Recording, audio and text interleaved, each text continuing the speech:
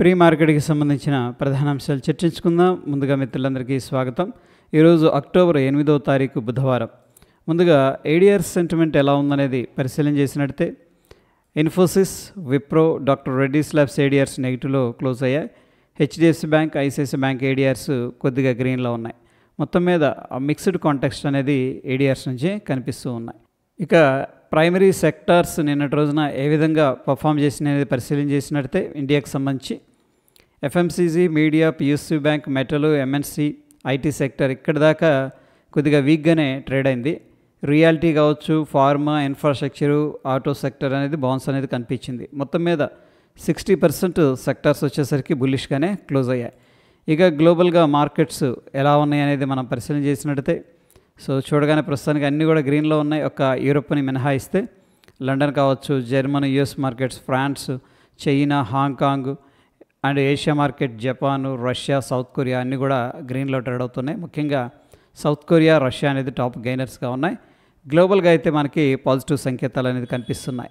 ఇక యుఎస్కి సంబంధించిన top 30 companies నిన్నటి రోజున ఏ విధంగా పర్ఫామ్ చేసిన అనేది పరిశీలన చేసినట్టయితే Dove, Nike, sales force, caterpillar అనేది టాప్ లూజర్స్గా క్లోజ్ అయ్యాయి. అయితే క్లోజింగ్ విధానంలో చూడండి ఏకంగా 2%, 3% ఇలా నెగిటివ్గా క్లోజ్ అయ్యాయి. ఇంకా Intel, IBM, Procter and Gamble, United health వచ్చేసరికి గ్రీన్లోనే క్లోజ్ అయినాయి. బట్ ఆ క్లోజ్ అయిన విధానంలో పెద్దగా స్ట్రెంత్ అనేది ఏం లేదు as compare to selling pressure. Anyhow 50% stocks అయితే బుల్లిష్గానే క్లోజ్ అయినాయి. గ్లోబల్గా ఎకనామిక్ క్యాలెండర్ అనేది పరిశీలన చేసినట్టయితే నిన్నటి రోజున ఎటువంటి మేజర్ ఈవెంట్స్ అనేది కనిపించట్లేదు. ఈరోజు యూఎస్కి సంబంధించిన క్రూడ్ ఆయిల్ ఇన్వెంటరీ డేటా అనేది రిలీజ్ అవుతుంది. దాని తర్వాత 10 సంవత్సరాలు బాండ్స్ ఏదైతే ఉన్నాయో బాండ్స్కి సంబంధించిన ఇంట్రెస్ట్ రేట్ అనేది కూడా రిలీజ్ చేయడం జరుగుతుంది. సో క్రూడ్ ఆయిల్ ఇన్వెంటరీస్ అనేది వెరీ ఇంపార్టెంట్ డేటా. ఇది సాయంత్రం 8 గంటలకు వస్తుంది. దాని తర్వాత 10 గంటల 30 నిమిషాలకేమో 10 ఇయర్ నోట్ ఆక్షన్ అంటే బాండ్స్ అనేది రిలీజ్ చేసి దానికి సంబంధించిన కూపన్స్ అనేది రిలీజ్ అవ్వడం జరుగుతుంది. ఇది వెరీ ఇంపార్టెంట్ డేటా. ఇండియాకి సంబంధించిన ఎకనామిక్ క్యాలెండర్ అనేది పరిశీలన చేసినట్టయితే నిన్నటి రోజున ఎటువంటి మేజర్ ఈవెంట్స్ లేవు. ఈరోజు కూడా ఎటువంటి మేజర్ ఈవెంట్స్ అనేది లేవు.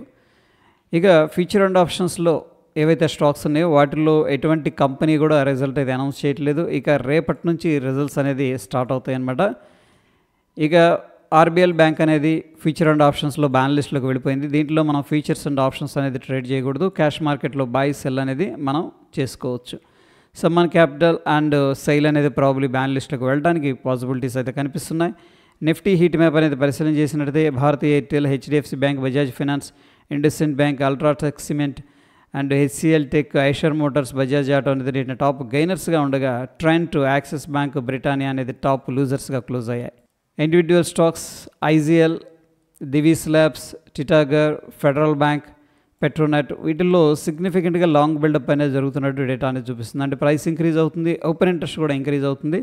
ప్రాబ్లీ ఇంకొంచెం పైకి వెళ్తుందని చెప్పేసి ఎక్స్పెక్టేషన్ పార్టిసిపెంట్స్లో ఉన్నది.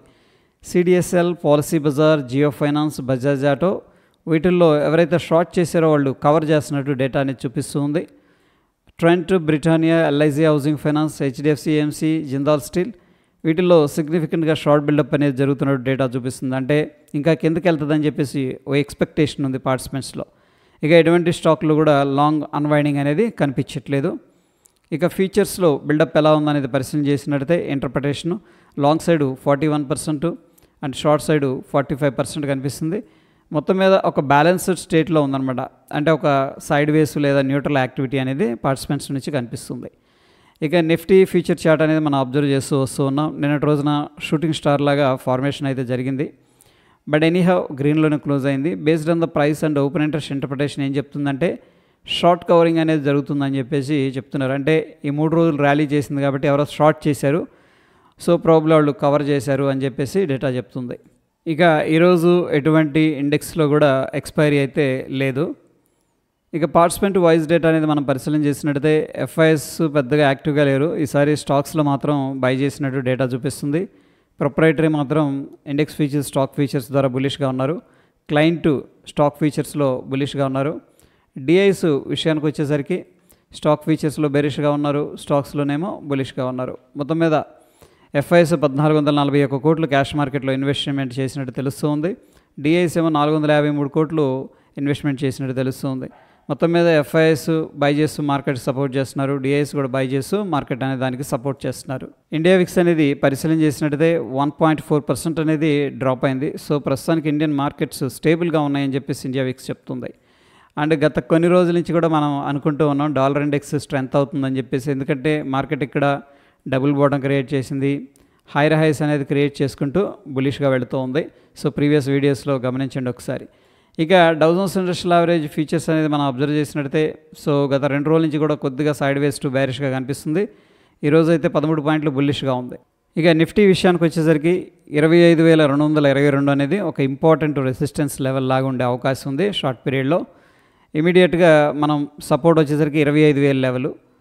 సెన్సెక్స్ విషయానికి వచ్చేసరికి 82,231 ఇమీడియట్ రెసిస్టెన్స్ ఉంది. 81,523 అనేది ఇమీడియట్గా ఉన్న సపోర్టు. బ్యాంక్ నిఫ్టీ విషయానికి వచ్చేసరికి 56,558 అనేది ఇమీడియట్గా ఉన్న రెసిస్టెన్స్, 56,067 అనేది ఇమీడియట్గా ఉన్న సపోర్టు. ఇక గిఫ్ట్ నిఫ్టీ విషయానికి వచ్చేసరికి నిన్నటి రోజున ఇక్కడ చక్కగా గ్రీన్లో క్లోజ్ అయింది. ఎనీహౌ కొద్దిగా ప్రాఫిట్ బుకింగ్ అనేది రావడం జరిగింది. ఈరోజు ఏం జరిగిందంటే ఆల్మోస్ట్ ఫ్లాట్గా ఓపెన్ అయింది. సో మనం చూస్తున్న సమయానికైతే ఒక 10 పాయింట్లు నెగటివ్గా ఉంది. సో నంబరు చూస్తే 25,214 దగ్గర గిఫ్ట్ నిఫ్టీ ఫ్యూచర్ అనేది ట్రేడ్ అవుతుంది. మన నిఫ్టీ ఫ్యూచర్ ఏమో 25,225 దగ్గర క్లోజ్ అయింది. సో ఒక 10 పాయింట్లు అయితే నెగిటివ్గా ఉంది. Based on the gift Nifty future ఏంటంటే మనం ఒక స్మాల్ గ్యాప్ డౌన్ అనేది ఎక్స్పెక్ట్ అయితే చేయొచ్చు, లేదు అంటే కూడా ఒక ఫ్లాట్ ఓపెనింగ్ లాంటిది అనేది ఎక్స్పెక్ట్ అయితే చేయొచ్చు. పెద్దగా అగ్రెసివ్గా బుల్లిష్గా కానీ బేరిష్గా కానీ మార్కెట్ అయితే ఈరోజు ఓపెన్ అవ్వదు. ఇక గోల్డ్ అనేది ప్రస్తుతానికి ఆల్ టైమ్ హైలో ట్రేడ్ అవుతుంది. ఎనీహౌ 1,21,500 అనేది ఒక ఇంపార్టెంట్ రెసిస్టెన్స్ లాగా ఉండే అవకాశం ఉంది. 1,20,600 అనేది ఇమీడియట్గా ఉన్న సపోర్టు. సిల్వర్ విషయానికి వచ్చేసరికి కొద్దిగా ప్రాఫిట్ బుకింగ్లోకి వెళ్ళిపోయింది. 1,47,977 అనేది ఇమీడియట్గా ఉన్న రెసిస్టెన్స్, 1,43,000 అనేది ఇమీడియట్గా ఉన్న సపోర్టు. క్రూడ్ ఆయిల్ విషయానికి వచ్చేసరికి సో ప్రస్తుతానికైతే సైడ్ వేస్ టు బేరిష్గా కనిపిస్తుంది. ఎనీహౌ ఇంపార్టెంట్ సపోర్ట్ దగ్గర ఉంది. 5,423 అనేది ఇమీడియట్గా ఉన్న సపోర్టు, 5,596 అనేది ఇమీడియట్గా ఉన్న రెసిస్టెన్స్. ఇక న్యాచురల్ గ్యాస్ వచ్చేసరికి బుల్లిష్గా ట్రేడ్ అవుతుంది. 318 రెసిస్టెన్స్, 301 సపోర్టు. ఇక బిట్ కాయిన్ వచ్చేసరికి నిన్నటి రోజున సో ఇక్కడ ప్రీవియస్గా రెసిస్టెన్స్ దగ్గరకు రాగానే కొద్దిగా మార్కెట్ అనేది స్టేబుల్ అయినట్టు అయ్యి అక్కడ నుంచి అగ్రెసివ్గా సెల్లింగ్ అనేది చేశారు. ఎనీహౌ కొద్దిగా ప్రాఫిట్ బుకింగ్ అనేది జరుగుతుంది. 1,22,783 ఇమీడియట్గా రెసిస్టెన్స్, 1,18,549 ఇమీడియట్గా ఉన్న సపోర్ట్. ఈరోజు కొన్ని స్టాక్స్ న్యూస్లో ఉన్నాయి. సో ప్రాబ్లం ఏంటంటే వాటిలో స్ట్రాంగ్ మూమెంట్ అనేది మనం ఎక్స్పెక్ట్ చేయొచ్చు. Titanic company and positive, Godrej consumer products positive, keystone realtors, Tata Motors auto cells అనేది ఈవీ సెగ్మెంట్పై దృష్టి పెట్టింది. ఇవన్నీ పాజిటివ్ అని కూడా. ఎనీహౌ ఇక్కడికి సంబంధించిన కామెంటరీ అండ్ అప్డేట్ అనేది ఉంది. కావాలంటే కూడా ఒకసారి పాస్ చేసి మీరు స్క్రీన్ షాట్ తీసుకోవచ్చు. ఇక ఇండికేటర్స్ ఏం చెప్తున్నాయి అనేది మనం పరిశీలన చేసినట్టయితే బ్యాంక్ నిఫ్టీలో స్ట్రాంగ్ బై ఉంది డైలీ టైం ఫ్రేమ్లో, బట్ షార్ట్ పీరియడ్లో అంటే లోవర్ టైం ఫ్రేమ్లో కొద్దిగా సెల్లింగ్ అనేది అడ్వైస్ చేస్తూ ఉన్నాయి. నిఫ్టీ 50లో డైలీలో స్ట్రాంగ్ బై ఉంది, లోవర్ టైం ఫ్రేమ్లో స్ట్రాంగ్ సెల్ అనేది అడ్వైస్ చేస్తూ ఉంది. సో ఫ్రెండ్స్ ప్రస్తుతం సిచ్యువేషన్లో మనం అబ్జర్వ్ చేసినట్టయితే ఏడిఆర్స్ నుంచి అంత స్ట్రాంగ్ బుల్లిష్ సెంటిమెంట్ అనేది కనిపించట్లేదు. ఇక గ్లోబల్గా అయితే మాత్రం ప్రస్తుతం చాలా చక్కగా పాజిటివ్గా బుల్లిష్గా కనిపిస్తూ ఉంది. ఇక యూఎస్ మార్కెట్స్ కూడా కొద్దిగా కాషియస్గా ట్రేడ్ అవుతూ ఉన్నాయి. అఫ్కోర్స్ ఏంటంటే కొద్దిగా ప్రాఫిట్ బుకింగ్ జోన్లోకి వచ్చాయి. మొత్తం మీద నిన్నటి రోజున మనం ఇండియన్ మార్కెట్స్ అనేది అబ్జర్వ్ చేసినట్టయితే కొద్దిగా ప్రాఫిట్ బుకింగ్ అనేది జరిగింది. ప్రస్తుతం సిచ్యువేషన్లో అగ్రెసివ్గా డౌన్ సైడ్ అనేది ఉండకపోవచ్చు, కానీ ఎనీహౌ మార్కెట్ అనేది ర్యాలీ అయింది కాబట్టి కంటిన్యూస్గా డెఫినెట్గా కొత్త ప్రాఫిట్ బుకింగ్ అనేది మన మార్కెట్లో కూడా రావడానికి అయితే ఆస్కారం ఉంటుంది. అంటే ఒక రకంగా పుల్ బ్యాక్ లేదా సైడ్ వేస్ యాక్టివిటీ అనేది మనం ఎక్స్పీరియన్స్ చేస్తాం. ఇది ప్రీ మార్కెట్కి సంబంధించిన అప్డేట్స్. ఎటువంటి క్రిటికల్ అప్డేట్ ఉన్నా నేను టెలిగ్రామ్లో షేర్ చేస్తాను.